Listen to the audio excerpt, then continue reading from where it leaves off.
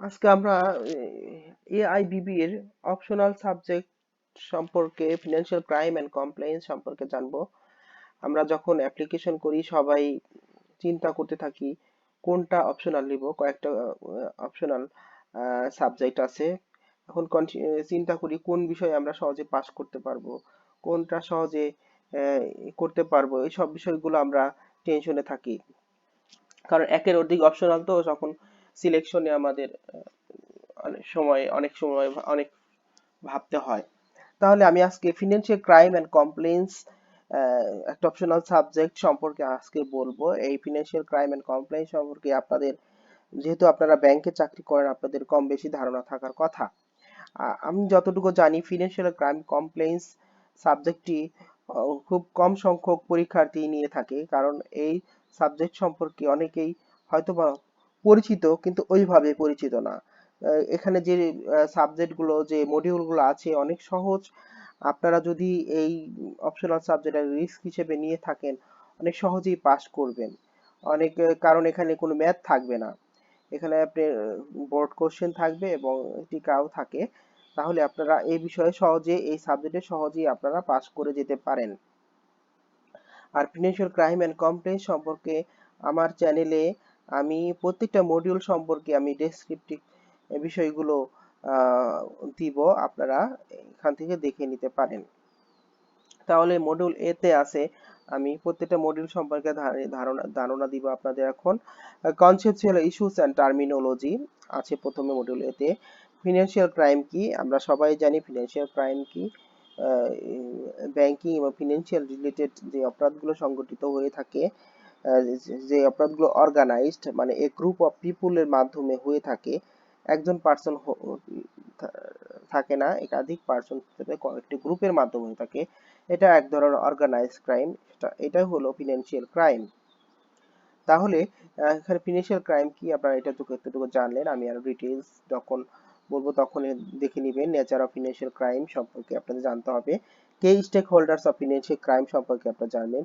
Money laundering সম্পর্কে আপনাদের সবারই ধারণা আছে। টেররিস্ট ফিন্যান্সিং সম্পর্কে আপনাদের অনেক ধারণা আছে। টেররিস্ট ফিন্যান্সিং কিভাবে হয়, কিভাবে এক্সট্রিমিস্ট বা জঙ্গিদের, কিভাবে সন্ত্রাসীদের ফিন্যান্সিং হয়ে থাকে, এইসব বিষয়গুলো আপনাদের ধারণা আছে। Sanctions, bribery and corruption. Predicate অফেন্সটা কি আপনাদের সে সম্পর্কে ধারণা আছে। এখানে একটা কমন একটা প্রেডিকেট অফেন্স, এটা আপনার টিকা আসতে পারে, আপনাদের বট কোশ্চেন আসতে পারে। Reporting organisation, investigation agencies, stage of money laundering, Bangladesh financial unit, Bangladesh ব্যাংকের একটা গোয়েন্দা সংস্থা ফিনান্সিয়াল সম্পর্কে। APTP, APJ, Egmont group, national, এতগুলো সব আসবে না, বাংলাদেশ সম্পর্কেই হয়তো আপনাদের আসবে। মডিউল বি তে আছে financial crime in the functional areas of banking. এখানে আছে nature of crimes in general banking. General banking কি কি ধরনের ক্রাইম হয়ে থাকে, এদের নেচার গুলো কি সম্পর্কে আলোচনা করা আছে। ফ্রড এন্ড ফ্রডের ক্রেডিট অপারেশনস, ক্রেডিট অপারেশন কি কি দিয়ে ফর্জারি সহজে, বড় বড় লোনের মাধ্যমে কি কি ফ্রড এন্ড ফর্জারি হতে পারে, কিভাবে একটা ডিফল্ট হতে পারে। malpractices and crime in trade services and foreign exchange। Foreign এক্সচেঞ্জে কি ধরনের, তবে কারেন্সি পরিবর্তনে এক দেশ থেকে এক দেশে ফিনান্সিয়াল ট্রানজেকশন কি কি ধরনের ক্রাইম হতে পারে ফরেন এক্সচেঞ্জের মাধ্যমে সে আলোচনা করা হয়েছে। Internal control and compliance ICC সম্পর্কে, functions of bank and financial crime সম্পর্কে এখানে আলোচনা করা হয়েছে। এখন মডিউল সি তে আছে ফিনান্সিয়াল ক্রাইম রিস্ক ম্যানেজমেন্ট। কি কি ধরনের রিস্ক অ্যাসেস করতে, ফিনান্সিয়াল ক্রাইম অ্যাসেস করতে কি কি ধরনের রিস্ক থাকে এই বিষয়ে আলোচনা করা হয়েছে। মানি মানি লন্ডারিং বা transactional financial crime risk assessment. Guidelines for banking sector সম্পর্কে কি গাইডলাইন দেওয়া আছে সেসব সম্পর্কে আলোচনা করা হয়েছে। Identifying and assessing trade based money laundering সম্পর্কে আলোচনা এখানে করা হয়েছে। Guidelines for trade based money laundering in Bangladesh. Money laundering trade বেসের মাধ্যমে কি কি গাইডলাইন দেওয়া হয়েছে এটা আমাদের সবাই জানা আছে। আমরা একটু ফিনান্সিয়াল ক্রাইমের মাধ্যমে এই মানি লন্ডারিংটা কিভাবে হয় এই গাইডলাইনগুলো আমরা একটু জানবো। Enterprise wide base sector, product level FC, risk geographic risk, financial black list and grey list সম্পর্কে আপনারা জেনে নেবেন। আপনারা জানতে পারবেন। এখন মডিউল ডিতে আছে প্রিভেনশন, ডিটেকশন ও রিপোর্টিং, ফিনান্সিয়াল ক্রাইম গুলোকে কিভাবে প্রিভেনশন করা হয়, ডিটেকশন করা হয়, রিপোর্টিং করা হয়। এই চ্যাপ্টার সম্পর্কে আপনাদের সবারই ধারণা আছে, যেমন আপনারা কেওআইসি সম্পর্কে সবারই ধারণা আছে। কেওআইসি খুবই ইম্পর্টেন্ট, এর মাধ্যমে কিন্তু একজন গ্রাহকের অ্যাকাউন্ট খোলা হয়। কেওআইসি ঠিক মতো পূর্ণ না হলে সে গ্রাহকের মাধ্যমেই ফিনান্সিয়াল ক্রাইম হতে পারে।